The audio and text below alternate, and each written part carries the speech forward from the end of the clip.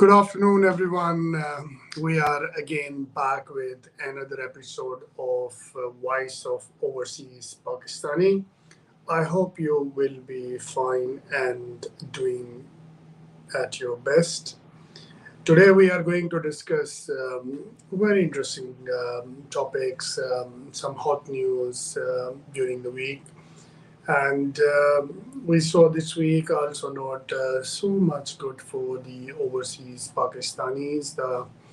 We didn't get any good news about our voting rights, and we didn't much listen about our representation in parliaments. These are very important and sensitive matters for overseas Pakistanis, which require a great focus to recognize the importance of overseas Pakistanis in the development of Pakistan, who send billion of dollars every month and expect a better service when we come back to Pakistan in terms of respect, value, and integrity. In this program, we are going to focus more on topics like the debt management, IMF loans, and all other donor agencies who give loans to the government of Pakistan, and how effectively they use these debts.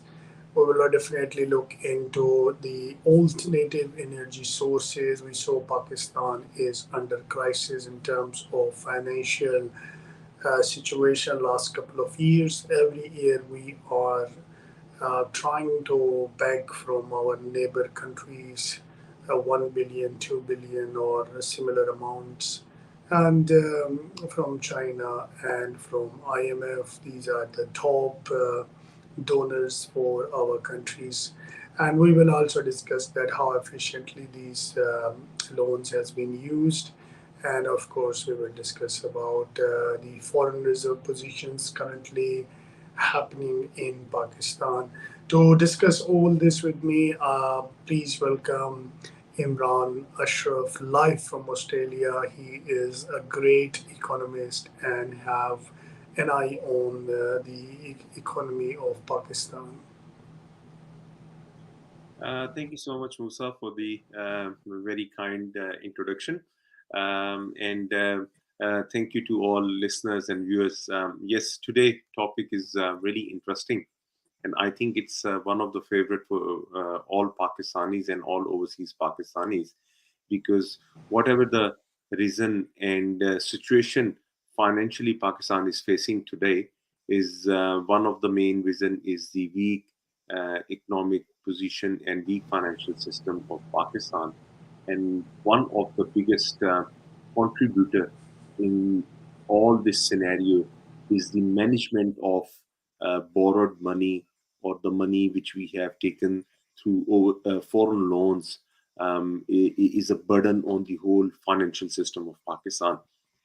So, since independence in the last 75 years, Pakistan has taken different foreign loans, and been to IMF 22 times for the IMF plans, and also to our friendly countries and other foreign international bodies like World Bank and different international forums for the funding and for the foreign loans. The total amount of the foreign loans the Pakistan at the moment is around 130 billion US dollars. This is one aspect. And if we look toward, as an example, or in order to make it more precise and more to the point, I can give you an example of the IMF, because IMF and its loan and its funds are more in discussion these days. And there is a popular question, which is according to the belief of all Pakistanis and all Pakistanis, whether they are living in Pakistan or overseas, as these days, why Pakistan has to borrow the money from IMF, and why Pakistan is going to IMF. Pakistan is in its 22nd IMF program, and total amount of the borrowing Pakistan has taken from IMF is around 53.5 billion US dollar, and it is different in different time spans. But uh, when we started borrowing from IMF, that was back in 1965.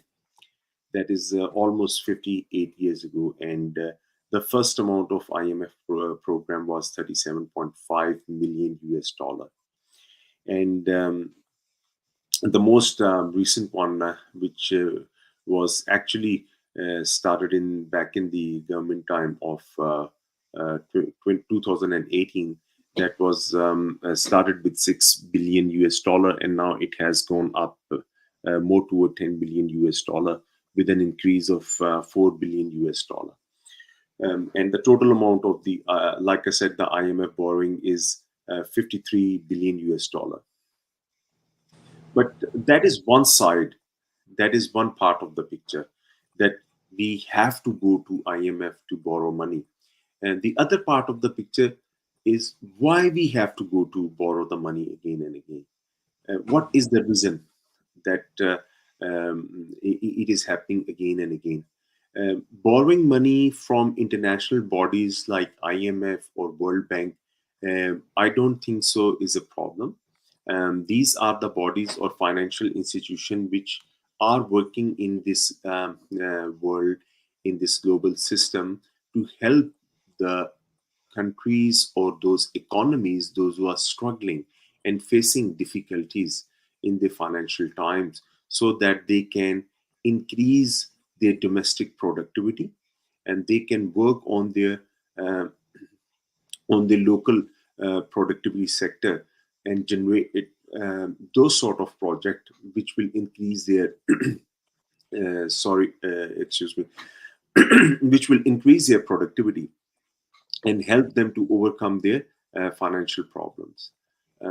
However, unfortunately, in Pakistan and in different government timings, especially if we look toward the government post 1990, after 1990, the government and the governance of the national institution in Pakistan is not of that caliber and quality which uh, help in the increase of domestic productivity. And this is also evident from the fact that if you look toward the GDP growth rate in Pakistan, I have some study on that. It was around 6 to 6.5% prior to 1988 and up to 1990. And after 1990, there is a complete different picture of Pakistan. The borrowing is massive. A huge amount of funds has been borrowed, and the growth rate of Pakistan is in the declining term. Like I said, these international financial bodies and organizations like IMF, World Bank, these are the bodies. Um, those are designed to help the economies and countries around the world, those who are facing financial challenges. And a country like Pakistan, who is facing financial challenges and difficulties, certainly has a great opportunity when we get the loan or financial help from these international bodies uh, to use that borrowed money in a very constructive and in a very positive way, rather than use that money in those projects which is not acting as a value added proposition for the overall economy of Pakistan. I can give you an example. If you look toward late 1970s, the countries like Hong Kong, Singapore, Vietnam, and even China, they have borrowed money and they have used that money to increase their domestic productivity, which will increase their efficiency, decrease their cost of productions, and all these projects. And however, the country, these countries has gained the benefit of moving toward the next step of financial independence. On the other hand, in Pakistan, um, we borrowed the money, and we have invested that money in those projects which hasn't created any increase in the domestic productivity. We invested money into the long-term infrastructural projects which need a lot of subsidies from the government, and rather than increasing any value addition to our national assets and national output, it has actually act as a subtraction on our national assets and outputs. And that is one of the reason that we are into this situation at the moment. And there is another other example.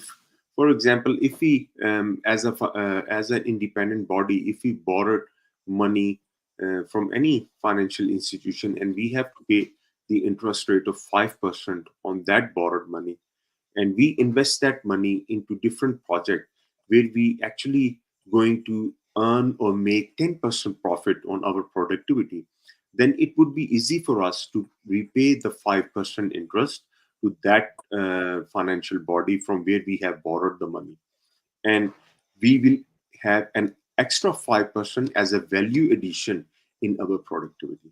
However, what happened in Pakistan case, the money we borrowed, and we have to pay 5% interest on that borrowed money we invested in those projects, which has not created any value addition. Instead of creating any value addition more than 5%, in most scenarios and in most cases, we are actually giving subsidies to those projects. So we are in the negative territory. So what will happen then? We are actually in that situation now where we are borrowing more money to repay our previous loans. So we haven't done anything for value addition. So that is one of the biggest problem. The management of those loans and borrowed money is very bad and not wisely.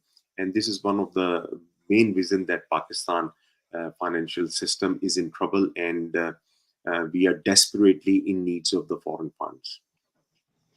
That's great. I guess you explained it very nicely. What overseas Pakistanis think that IMF loans generally, all most of the governments they take IMF loan and other loans from international donor agencies, but the way they utilize, especially the developing countries, is in a way that they pay their interest on time and they also get the capital appreciation, or for the purpose they took the loans for, either it is for what kind of support. But if you see that Pakistan is continuously taking IMF loans over the years, I remember when we were very small, very young, and there was a scheme run by the Prime Minister that Karzudaro Mulk Sawaro, and after 24 years, we can see still the same momentum. So where it is the missing part, is there too much leakage in the money coming in the country, going out of the country? Are they not spending on the right places? And how IMF is looking into, if they feel that a country who has 140 number in corruption, how they are trusting these factors are really important for a general audience to understand. Can you put some light on it? Thank you, Musa. I think your question is based on a very popular belief. As we can say, a common Pakistani will think why we have to borrow money from IMF. Why IMF again and again? Because this question has a background of some sort of distinctive judgment against certain institution, and IMF is an example in that. Everybody thinks that borrowing money from IMF is the loan, and the money borrowed from the IMF is not good, hasn't done any good for Pakistan.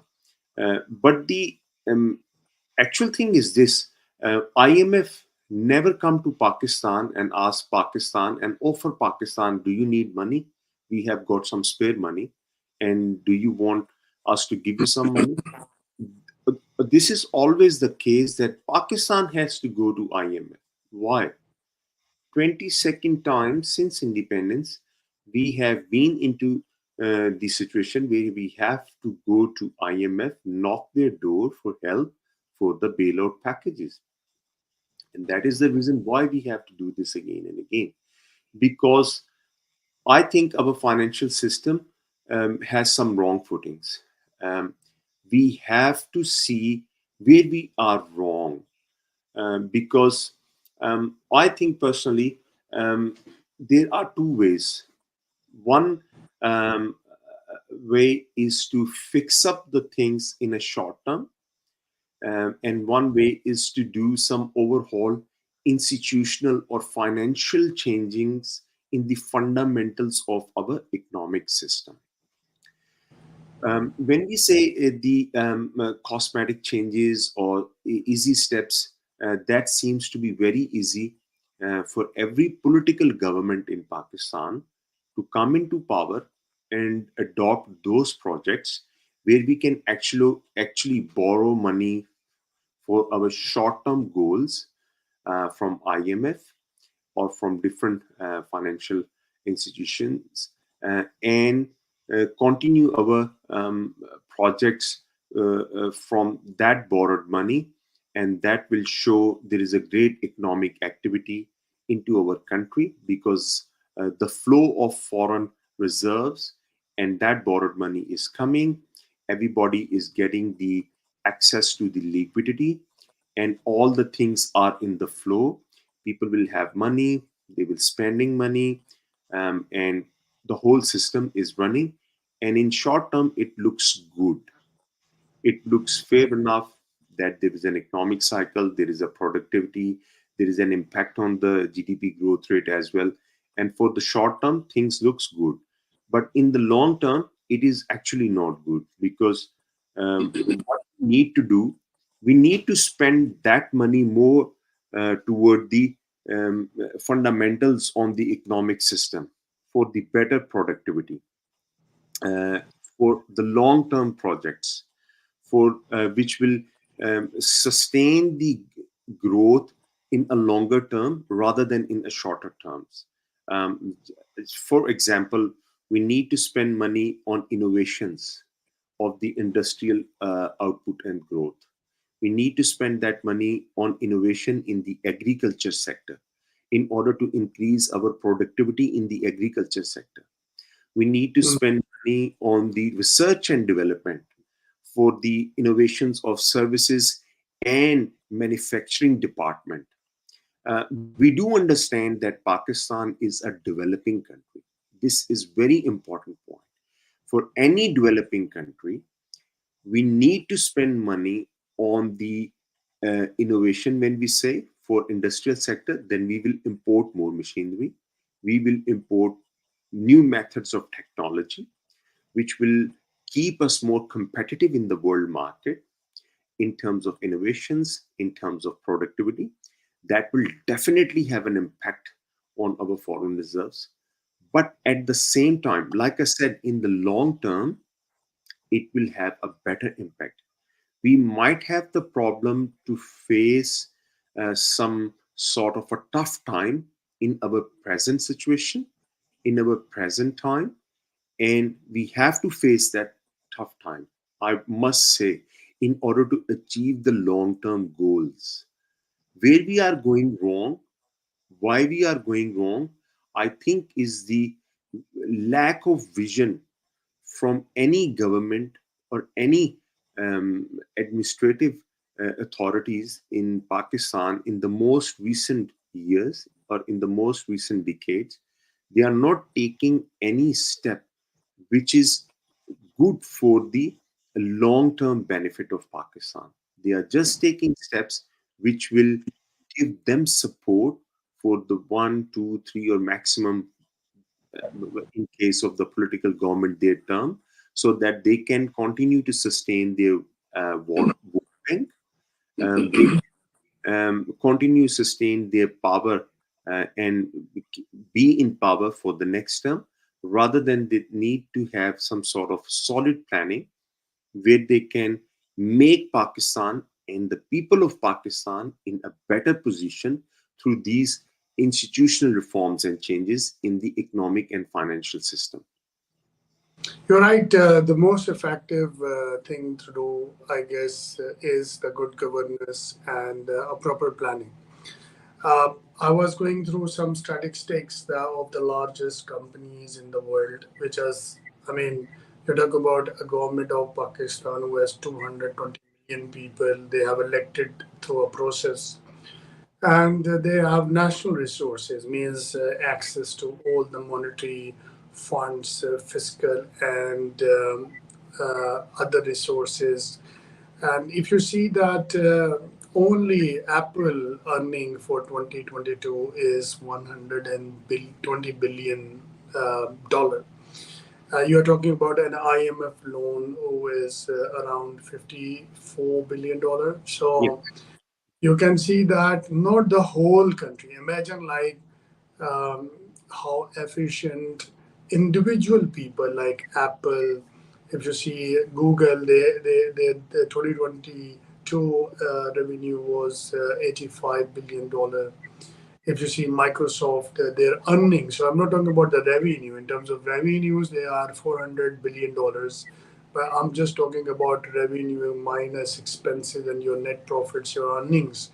And if you see, Microsoft was 83, China Construction Bank was $60 billion, and Exxon Mobil was $54 billion.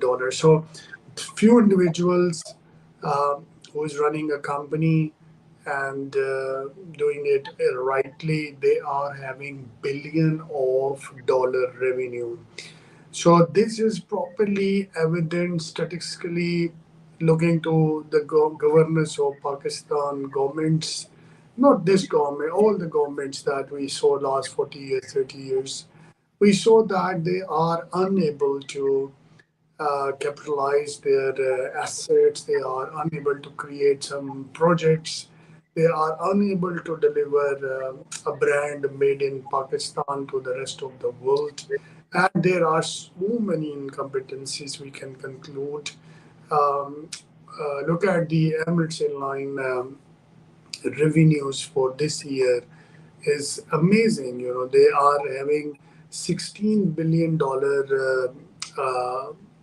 revenue for 2022, which is the most effective industry after COVID. So, what about the Pakistan International Airline, Pakistan Steel Mill, Pakistani organization? All the national assets looks totally uh, in a bad governance way. So I want you to talk about something about how we can make these national assets, national organizations better to pay off the debts of our donor agencies. Uh, Thank you so much, Musa. That is a very deep question, and it's very interesting. I probably would say there are three components in your question. Number one is the governance. Number two, why the um, individual companies around the world is performing so sound, so authentic. Even their individual companies' revenue, in terms of dollar amount, is much bigger as compared to our national outlook. And yes, definitely, why our institutions like PIAs can't perform like Emirates. So first of all, when we look toward the governance, yes, there is an important element in any country's financial and economic development and of economic achievements, good governance. There is a lack of good governance in Pakistan, and it's not regardless of any particular government, I would say. There is a question of quality and caliber in terms of governance. What my saying is this, and what I have witnessed and I have seen, the biggest problem in Pakistan is this: whenever anyone comes into power, They will give power or delegate that power to their very close allies, which is based on or what sort of relations in terms of power sharing you have with those allies. In most of the cases, the power of different departments and organizations and different important ministerial portfolios will be given to their within the family members, within their friendship circles, uh, without considering the professional background of that person in particular. So I would say that the role of governance is really weak, and what we need to do, as my suggestion, what I have witnessed, especially while my life in Australia, we need to bring more professional people on those important portfolios. Those who have their professional backgrounds in these particular portfolios, for example, in economics, in finance, in treasury, we need to bring more educated people, those who have a more professional background or experience in these particular fields. In medical, we need to bring more people, those who have particular experience in those fields. In law, in science and technology, similarly, we need to bring professional peoples. And when we say we need to bring professional peoples, we not only going to have the professional peoples just for the sake of idea or advice, so that we can get idea or advice from these people, and then we will decide whether we're going to implement our um, any decision on the basis of the advice or ideas. We need to empower those people. We need to give more responsibility and authority to those people, so that they can make constructive and institutional reforms in these particular institutions, and they are responsible for the delivery of those institutions, and that will help us to increase the governance in those institutions. Now, second part of your questions, where you have mentioned the individual companies around the world like Google, Apple, or other good companies are performing so well, and they are producing a lot of revenue in terms of billions of dollars on their companies level. Why not we as a Pakistan, as a nation, where we are going wrong? I would give you an example, and that's another thing where we are going wrong. We are not working toward the growth of our local and domestic entrepreneur. Um, there are two important factors in this one.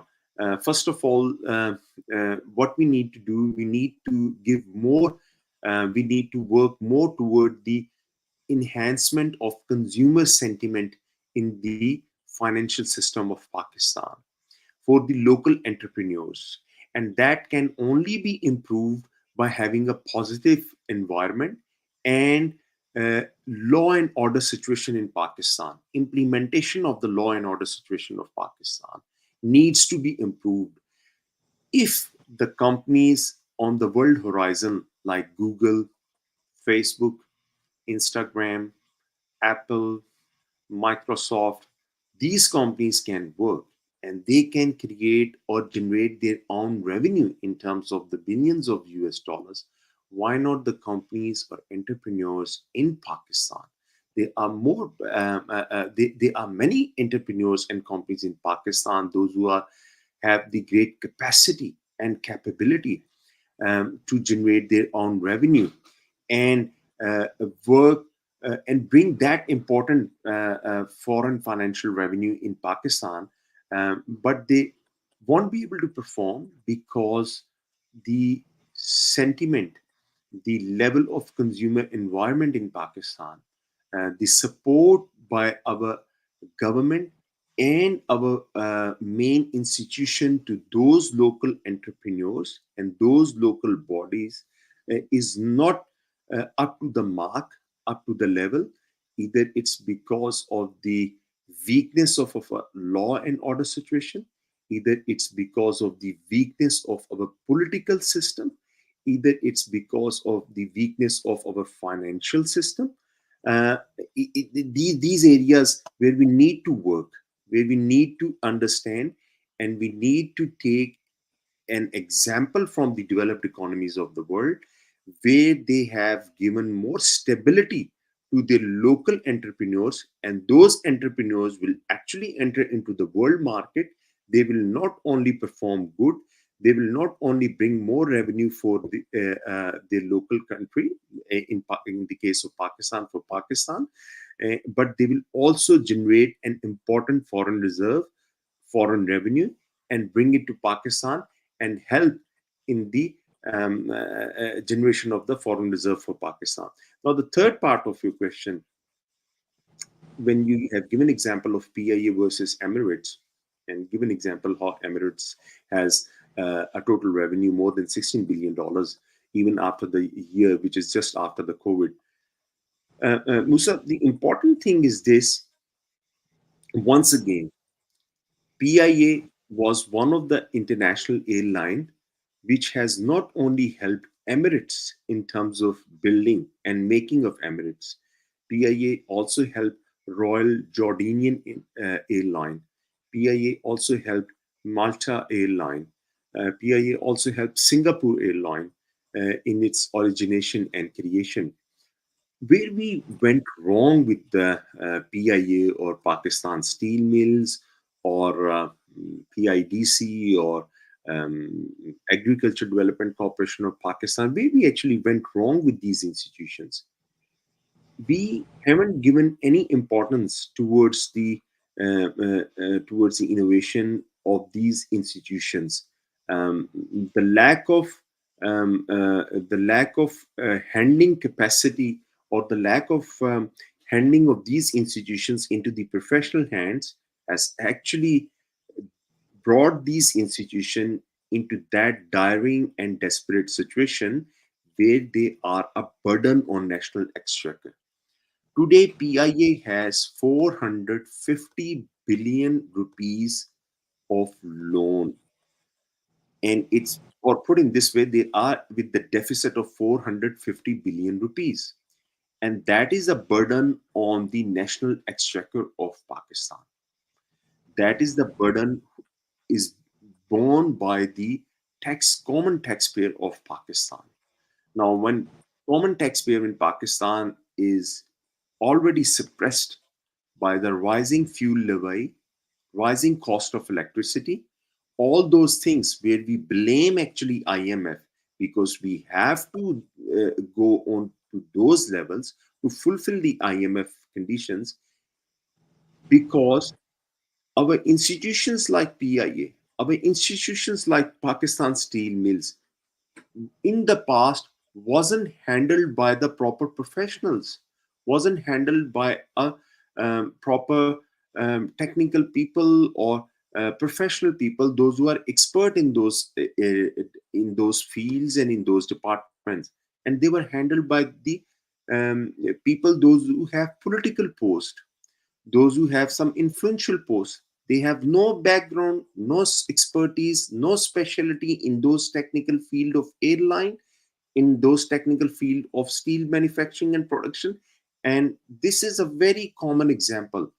These two common scenarios of Pakistan International Airline and Pakistan Steel Mill is an example and learning point for Pakistan and a common Pakistani, that this is what actually happened when non professional people will come and sit on the post of those organizations, and this they have made these to those organizations in these last 20 or 30 years.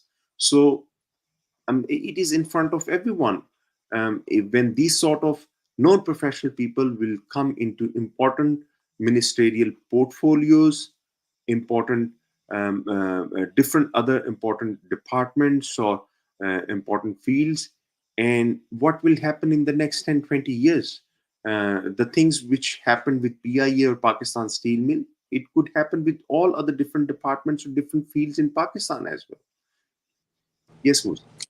Yeah, that's a very good insight, and I guess the overseas Pakistanis are unable to accept and understand the continuous deterioration in the national assets, and who can be a great source of revenue generation and paybacks of any donor country loans, and you can save yourself from a continuous bagging if you work on your natural assets and you work on your borders. You make a friendly policy in terms of exports and the potential of Pakistan, the presence, the strategic location is very dynamic. We have sea, we have mountain, we have agriculture, we have tropical weathers, we have tourism, and all this need to be used with a proper governance. With this, we are heading towards the last question of the program. So we saw that energy is still an issue in Pakistan. So what you think? Like, how can we uh, overcome the shortage of the energy problems, and what are the alternative sources we can suggest? Thank you, Musab. That's really an important question from today's economic point of view for Pakistan. Energy is definitely a big problem in Pakistan, and it's been a problem in Pakistan from last many years because we heavily reliant on the import of oil for the production of energy in Pakistan, and this is the one of the main reasons because Pakistan has invested a lot of money in those power production plants which are run by the fuel, and we already have an idea or knowledge that we are not self-sufficient in the production of the fuel. We have to depend upon the import of fuel, and we spend a lot of amount of foreign reserves for the import of the fuel, which is roughly around 1.7 to 1.8 billion US dollars pretty much every month. On monthly basis, Pakistan is spending that much amount of money for the import of the fuel bill. However, this had happened in the past. Everybody knows that those power plants or these energy generation plants, which was actually contracted and established in the government of sometime in 1990s, is a great burden or is producing a very expensive form of electricity and energy resources in Pakistan. As a conclusion or as an remedy for that, we need to focus more toward the greener energy. We can move more towards the solar energy. We can move more towards the wind turbine energy system.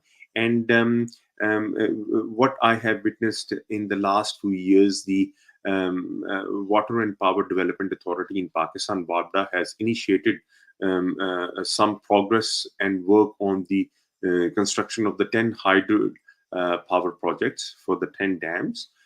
After I think after a long pause of 50 years, where they have actually not initiated any work on any hydel project or the construction of the dams. These are the alternative resources. Hydel method is still a great resource because it will not only be a source of cheap provisions of the energy, but it will also help in the rehabilitations of our irrigation and canal system, which is also good for the agriculture and development of Pakistan as well, because Pakistan is still considered as heavily reliant on our agriculture production for the is a bigger proportion in the our GDP as well. However, in modern days technology, in modern days economics, in today's economics, I would give another suggestion.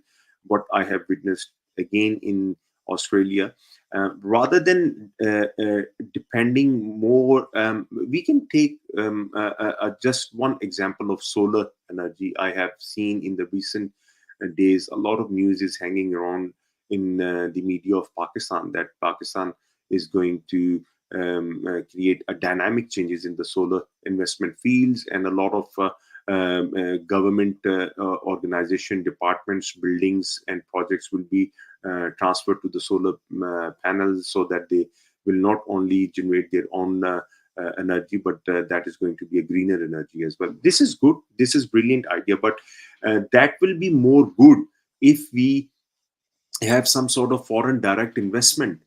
We would bring some sort of foreign direct investment in that sector, where we will actually encourage some foreign manufacturer or some big entrepreneur or some big corporation to come into Pakistan, to invest their money in Pakistan and actually manufacture and produce these solar panels, or the system or all the structure which is being used for the development of those solar panels.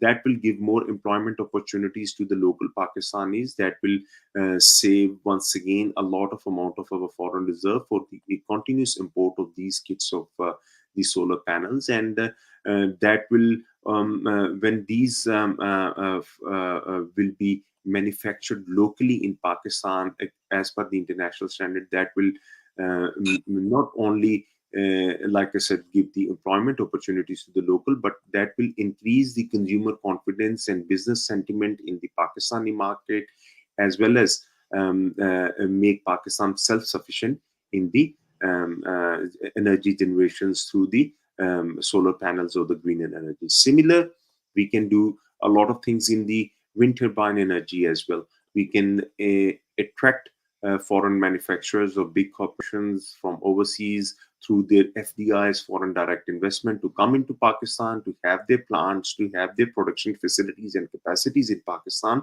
rather than importing them. So once again, we need to change our economic model. We need to overhaul our whole economic model, rather than relying or depending upon the timely solution of these problems by importing these things from overseas. We need to think more how we can set up those things back in Pakistan itself.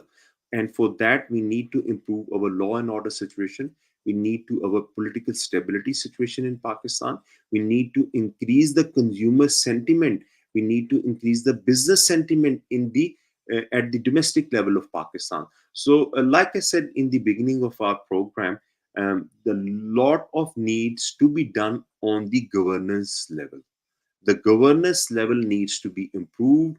That needs to be into the professional hands, which and those professionals are should be empowered by the authorities, by the governments, politically set up governments. And by empowerment mean that they have the powers in their hands, and they are responsible for deliverance, and they are answerable for their decisions. They are accountable for their actions. So I think that needs to be done, and this is how things are being done in the Western world and in the developed economies of the world.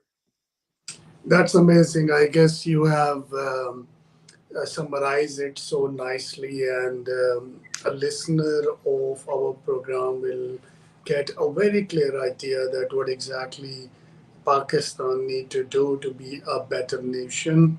And with this, I want to thank you, Imran, for joining us live from Australia in the middle of the night. And your enthusiasm and passion reflects, and this sound of yours is a sound of change, because you always talk about Pakistan's best practices and how to bring a good governance. So, thank you very much for joining us. Thank you, Musa. With this, we are heading towards our closing of the day. So, if you want to be a great nation like United States of America, you want to be great like United Kingdom, you need to make sure that only you cannot bring the change. You need to bring high level resources, human resources who are good in thinking, strategy, planning, execution. They have innovation, they have artificial intelligence, they have lot of advanced latest tools and resources which will combine with your existing resources, and then you will be a better nation. You might heard about Socrates in Urdu. We call it as Sukrat. Sukrat said that the secret of change is to focus on all of your energies, not on fighting the old, but on building the new. So We have to build a new governance, new system, and new changes. If you see the 2022 revenues of top 10 companies in the world, we are just we are struggling with $50 billion loan, which is you can see that if we deploy our resources, it's just a very small amount which can be earned in up to 6 months, and you can return all your debts and sovereign debts to the lenders very easily.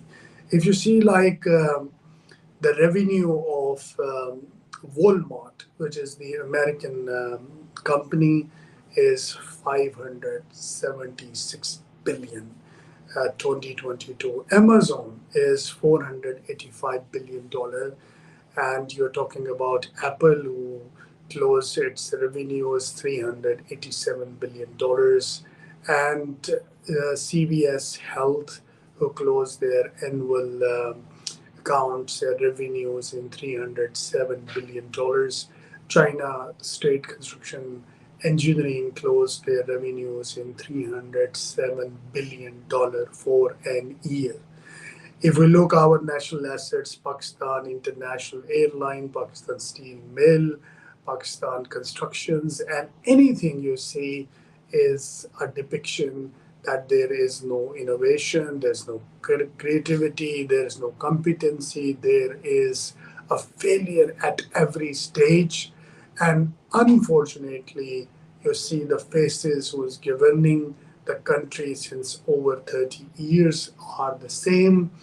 We are trying the same faces again and again and expecting a change.